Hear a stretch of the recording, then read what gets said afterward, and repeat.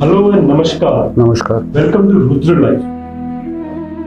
The Indian way of life is a celebration of festivals. Month after month, we have various festivals. The month of March, we've had the grand Maha, we've had the Holi festival, the festival of colors, and after all these festivals, we move on to the month of April. We have a number of pujas lined up in the month of April. We have the Navratris from the 2nd to the 11th of April. We have the Navami on the 10th of April. We also have the Kanya Puja on the 10th of April. We also have the Hanuman Jayanti celebration on the 16th of April. We have to know about these pujas to understand how they will benefit us and how we can go about doing it. And to know about these pujas, we have Akash Mishra ji, who requires no introduction because he is an expert on these pujas and puja rituals. Akash ji, how important is the Navratri pujas and the Ram Navami and the Navkanya puja that is there on the Navami year? Coming to the Chaitra Navratras, it is one of the most elevating of pujas, which gives us internal strength, courage, and to perform all our duties and attain moksha. So Navaratras, and it depicts the 9 divine aspect of Devi Parvati, Prakriti, Durga, call her whatever, but it represents the 9 aspects of Maha Parvati. The first form of Parvati is Devi Shailputri. Shail means mountain, snow-covered mountain, and she is considered with the daughter of Himalayas. And like the Himalayas, it is a mountain which is steadfast. Similarly, when we worship Devi Shailputri, or the form of Parvati in form of Shailputri, we imbibe that strength, that steadfastness, fixedness. Once we are fixed, we can do wonders.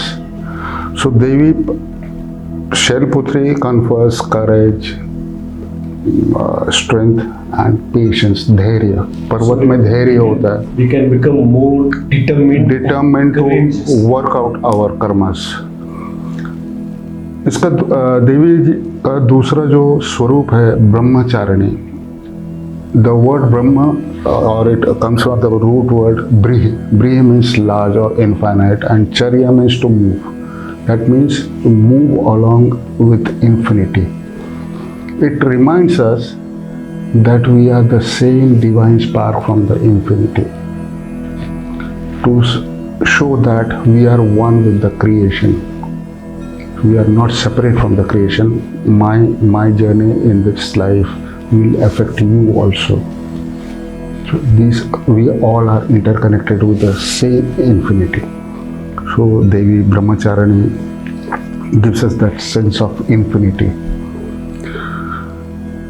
Then the third form of Devi Parvati is Chandraghanta. Chandra means the moon and Ghanta means the bell. The moon is directly related to our mind or the psyche, and bell enhances our awareness. If you ring a bell or strike a doorbell, instantly you become alert that somebody is there at the door. So it gives us alertness, focus. Since it controls the mind, the moon controls the mind, it gives us focus and alertness so that we are alert in all situations. The fourth form is Kushmanda. Kushmanda means a pumpkin. Like a pumpkin contains many seeds, which represents the potential of creating more pumpkins. Therefore, worshipping Devi Kushmanda enhances our creative energies. People who are in creative fields, in art or artists or singers and all that, they benefit out of it. If they worship Devi Kushmanda on this particular day, they benefit by enhancing their creative energies. The fifth form of Devi Parvati is Skandmata. Skandmata or Skanda means Kartikeya.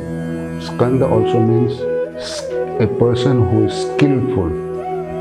So it worshipping Devi Skandmata on this particular day enhances a person's abilities, skills. A person may be artisan, he may be an engineer, he may be a doctor. It enhances to talents and skills. So he can become more resourceful. Yeah. So it's a very, very good day for professionals or people who are much dependent on their talent and skills. The sixth form of Devi Parvati is Devi Katyayani. Now, Katyayani is a form of Devi which depicts the motherly nature of the divinity or Ma. And usually people all over India, especially the ladies, young ladies and girls, they worship her to find a good soulmate in life. When they worship it, it enhances their nurturing abilities within, and it enhances relationships in almost all areas of life, in our work area, in our social life, especially the family life.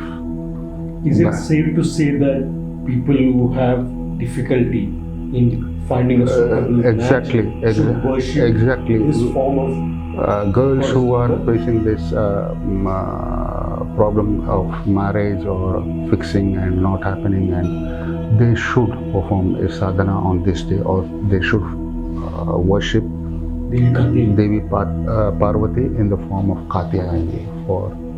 And the greatest relationship that perhaps a human being can have is myself with the Supreme Self. So Devi also enhances not only the material part of life, but also the spiritual aspect. The seventh form of Devi Parvati is Kaalratri. Kala means night or time. Ratri means night. And in the night we sleep. Sleep means not only by body, the mind and the spirit also.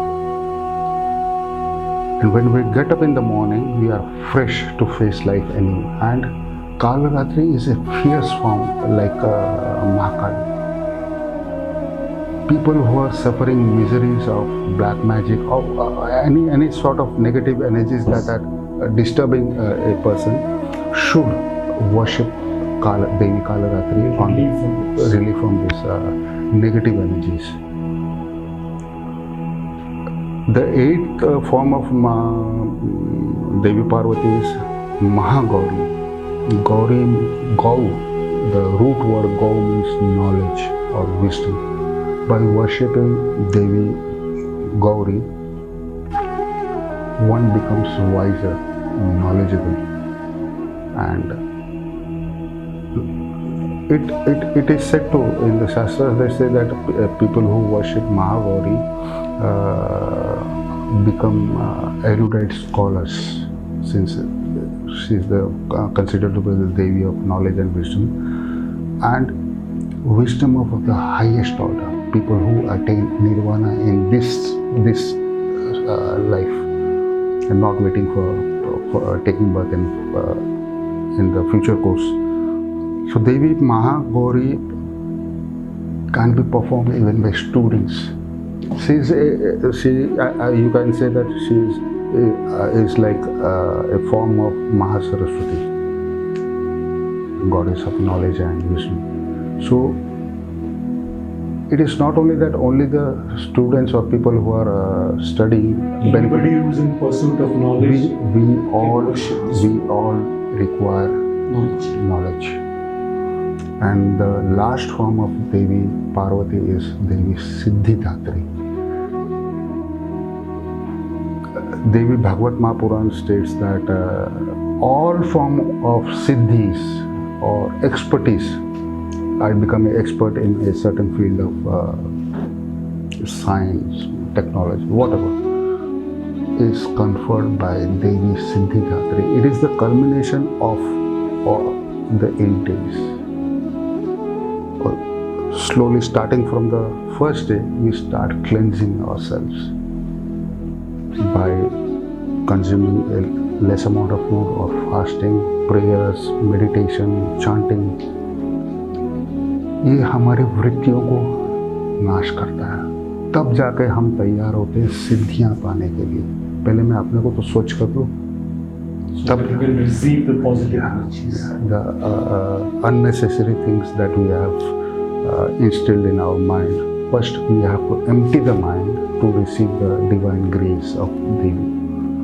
So this culminates this 9 days of, and we'll have a Havan on the 10th day with 700 ahutis of Devi Bhagavad. And the another thing is on the 9th day we'll be performing a Kanya Pujan.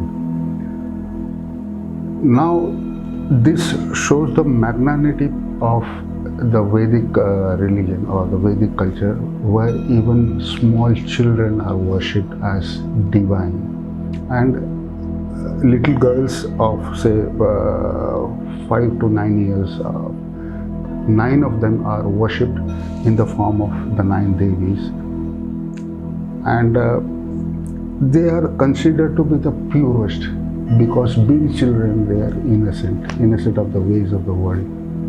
Therefore they represent Devi Maha. So in that form we supplicate ourselves at their feet that Ma, please grant us whatever we wish for. So we are celebrating the innocence and a person should be innocent in a human form. During this Navratras, we will be celebrating also this Ram Navami. And what one can say about Ram. मतलब श्री राम की तुलना आप किससे कर सकते हैं? वो अच्छे पुत्र थे, अच्छे पिता थे, अच्छे पति थे, अच्छे भाई थे, अच्छे राजा थे। उन्होंने कभी अपनी मर्यादा कहीं नहीं डाली। जहाँ पुत्र का काम करना था वहाँ पुत्र की मर्यादा में रहे, जहाँ राजा की मर्यादा में रहना था मर्यादा। इसीलिए उनको जैसे आपने कहा कि मर्यादा पुरुषोत्तम कहा जाता है। इस दिन एक अच्छा अनुष्ठान हम ये करने वाले हैं। Will be performing a Ram Raksha Stotra with 101 hour of पाठ।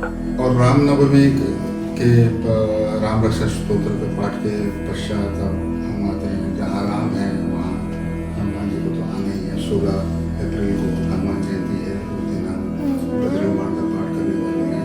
शत हनुमान चालीसा का पाठ होगा ही होगा और संकट मोचन हनुमान अष्टक का भी पाठ होगा।